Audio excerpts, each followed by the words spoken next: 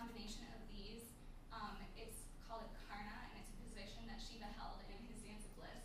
And they're said to radiate cosmic power. So it's a very, very spiritual, important dance. And the Devadasis, they were the dancers, they were really more than just devoted to the temple god. It was almost like a matrimony to that certain manifestation of the Supreme Being. And despite the fact that they were loyal to that one god, every dance that began a performance would go to Ganesh. He was the god of wisdom and remover of obstacles. And I found a really interesting form of temple dancing was known as Odissi, and that originated in Eastern India.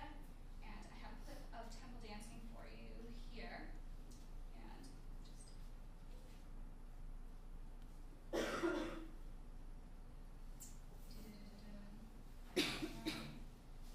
is this the computer's fault or mine? The computer made it small. Okay. And I make it big by Just go in the top right hand corner. top right hand corner. Hit Okay. that. Cool. Alright, well, we just missed the advertisement. The volume is to your right, a little knob in the middle of that. There you go. Okay, cool. And what we're focusing for in here is all the facial expressions. You can see that they obviously mean something. And I'm just trying to get you to see how very important they are. So we'll start around. Here we go.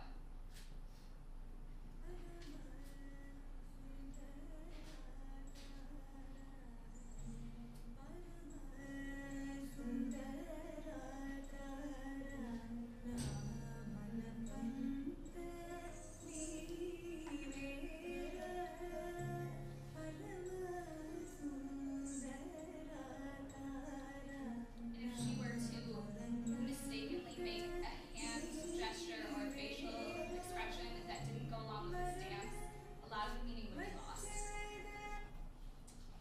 Alright, now back to PowerPoint. So I'm not any ideas. No. The yellow, circle, here you go. Fantastic. Alright. Click it. Play. Click anywhere else in the background. Okay, cool. And the other one I have for you is a little bit of the Odissi dance.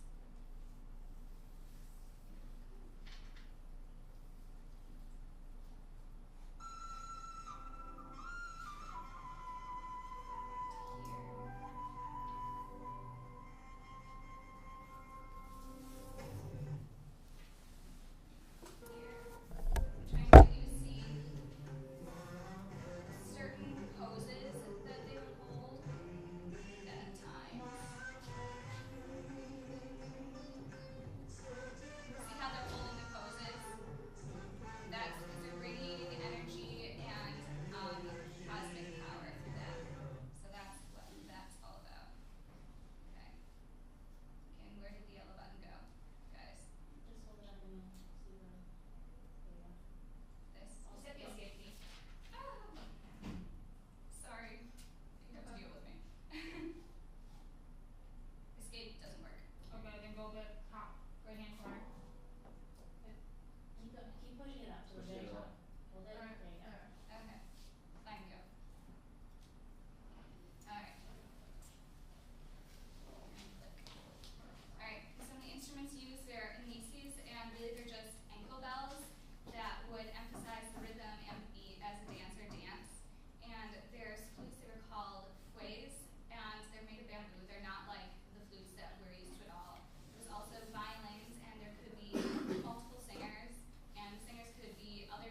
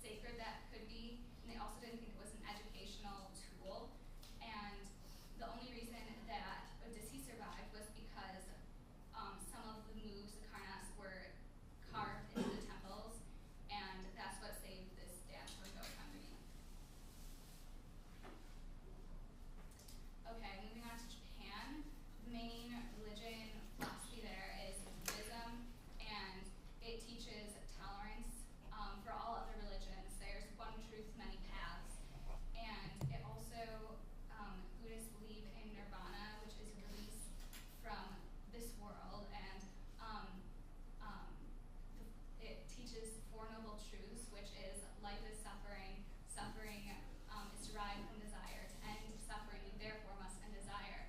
And to end desire, you have to follow the Eightfold Path. And it's just a bunch of rules that you have to follow, and there's obviously 8 of them. And one subsection of the Eightfold Path, it deals with ethical conduct, just your morals. They're actually really important, so you have to watch out for those. Okay. And performing dance that I found the most interesting in Japan is kabuki. And kabuki is the art of song and dance, and it began in 1600 in the Izumi Shrine. And a temple maiden named Kuni was the one who came up with this dance. She created it, and she really focused on religious chanting and just moving the body in a certain way. So that was really important to her. And I find the music of kabuki to be sort of grating to my ears because it's so very different than what we're listening to, more so than the clips that I've already shown you. So it's a little bit of a warning before I put this on for you.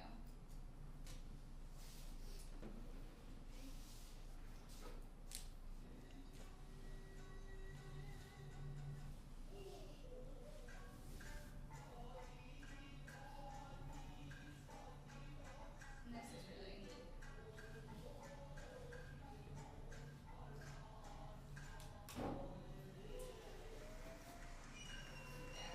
And that shows like kabuki was sort of focused on later on it was focused more on the wow factor, and because it became more popular. And this is not working. Hit that blue arrow, the top The blue right. arrow. Okay, cool.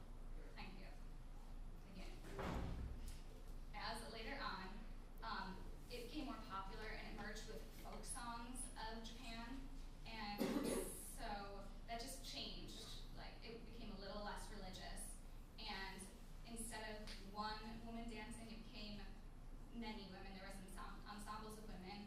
And the kabuki dancers, they would dance on stage, but it didn't like pay very well. So off stage, they would sell themselves to make more money, and that really, really became a problem because all of the samurais in Japan, they really liked kabuki, and they really liked the women after the shows. It was just fun, and it was an issue because they practiced Zen Buddhism. And if you're trying to end desire, having these gorgeous women tempt you is really not the way to do it. So in 1629, the women were banned, so the samurais could remain moral. Also, you know, they weren't spending as much money, so they could put that back into the economy and everything. So instead of women, they had young boys perform the kabuki dances, but the problem came up again, and so they had to ban boys in 1632.